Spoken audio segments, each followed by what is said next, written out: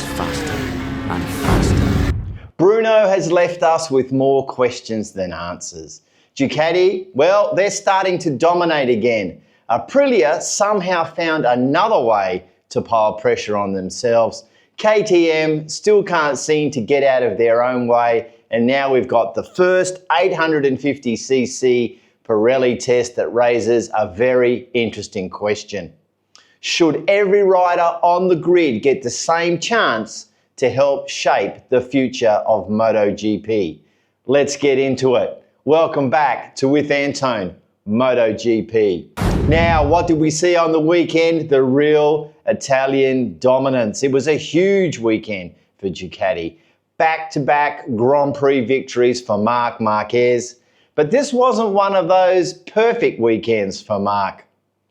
The two crashes on Friday practice reminded everybody that even Marc is having some difficulties finding the limit with this modified riding style. It was probably a timely reality check after such a dominant run, especially when you consider his fitness questions coming into this weekend. But where Marc really won this weekend was strategy. He made the right sprint tyre choice while others played it safe. Sometimes championships aren't just won by Sunday Grand Prix, sometimes they're won on Saturday afternoons. Now the championship after the last two Grand Prix, the championship is alive and kicking. Marc has taken around 30 points out of Marco Bezzecchi across the last two Grand Prix, and that leaves Marc still 40 points behind Bezz. Now 40 points, that's absolutely nothing. We've still got more than half a season of MotoGP to go.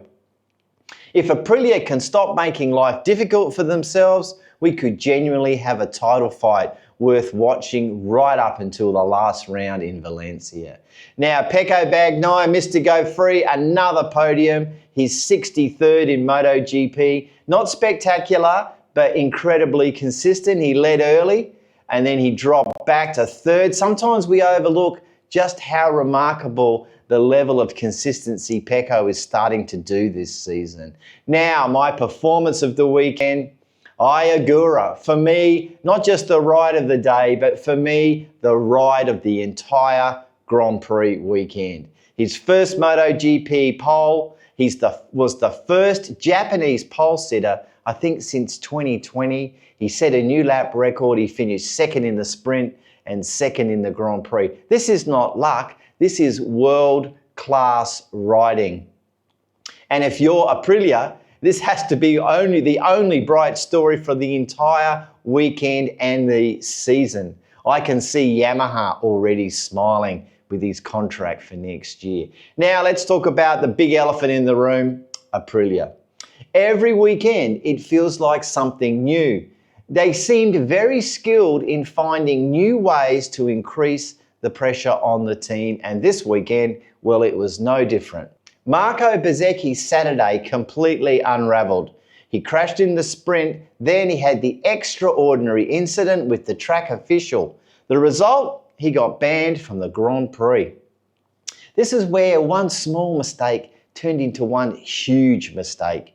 The last two weekends now read did not finish and did not start, and that's 0 points and 0 points. If you're trying to win a world championship, you can't afford to have weekends like this.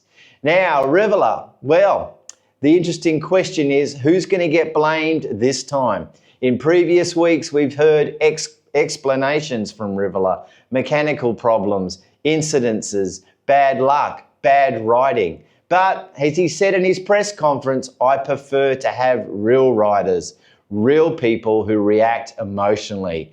I love this kind of rider. Well, he has his hands full, not just with Jorge Martin, but now with Bezzecchi. Now, speaking of Jorge Martin, he went quietly about what he could do over the weekend and picked up valuable points. 9th on the grid, he had 2 long lap penalties. He finished in 9th place, 7 valuable championship points. Now he's only 8 behind Bezzecchi. It's funny how things change when the headlines disappear. Now, KTM, they continue to puzzle me. Their biggest problem isn't necessarily the bike, It's their structure. Now, Pedro Acosta had another very frustrating weekend. A ride height device failure during the sprint, and he crashed. Engine failure during the Grand Prix, probably reported as electrical, but at some point you've got to ask a question. Are these simply unlucky incidences, or does KTM still have issues that are making them a danger on the grid? As Pedro said in his debrief, KTM should send everything back to the factory and get it sorted. Meanwhile, Binder and Vinales, we get this discussion throughout the weekend about rider loyalty. Brad Binder, Maverick Vinales, who's staying, who's leaving? Look, personally, I'd stop worrying about the contracts, KTM. Let the Tech 3 team sort it out and start worrying about making the bike reliable. We heard confirmation of the manufacturer's new agreement, 5 years, that seems to be signed, but we did not get any riders' announcements. Okay, today we see the 850 Pirelli test start, and it raises a fascinating debate. Manufacturers are putting riders on their bikes that will soon be leaving the contracted manufacturer. But how much honest feedback do you think they'll really get? If you're changing teams, are you fully committed to developing next year's competitor's bike? Or are you already thinking about your future employer? It's one to maybe ask a question of. And here's another idea. Why not let every rider test the new Pirelli tyres today on their current motorcycles? Turn off the ride height devices front and rear, let them have the same specification, let everybody have the same opportunity. Wouldn't that produce a better tyre data set? And wouldn't it let everybody be on a level playing field? Or are we already seeing manufacturers gaining advantages before the new regulations even arrive? But what do you think? Let me know your thoughts down below. Do you think AI Ogura was the rider of the weekend? And what about Aprilia and Marco Bezzecchi? Was the penalty too harsh? Is Aprilia and Bezzecchi piling too much pressure on him? And what about Ducati? Do you think that they can continue to dominate? Anyway, if you've enjoyed today's episode, why not give it a thumbs up? If you're new, welcome. Why not drop us a subscription, and why not share the video around? Really helps the channel. And remember, as always, it's data, not noise. Okay, thanks for watching this week, and I'll see you again real soon. Bye for now.